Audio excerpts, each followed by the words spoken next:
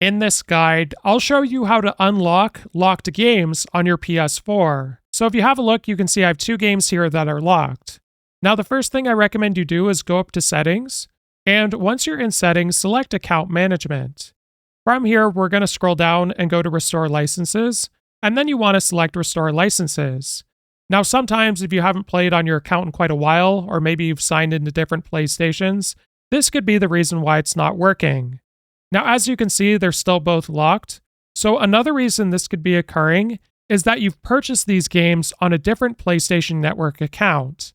So what I'm going to do now is sign out of this account or just switch user. And then you want to either add the account where you think you've purchased the games, or if you already have this account on your PS4, simply sign into it. Then what you want to do is scroll up, and we're going to scroll over and go to Settings.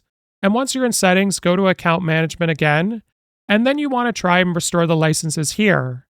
After you've done this, I also recommend you set the account as primary if you think it's the account that owns the games. So let this finish. I'm just going to cancel it out and go to Activate as your primary, and then you want to activate here.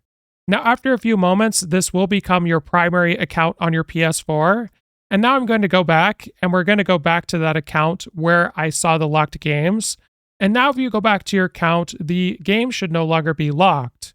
If this guide was helpful, like and subscribe, and we'll see you in the next one.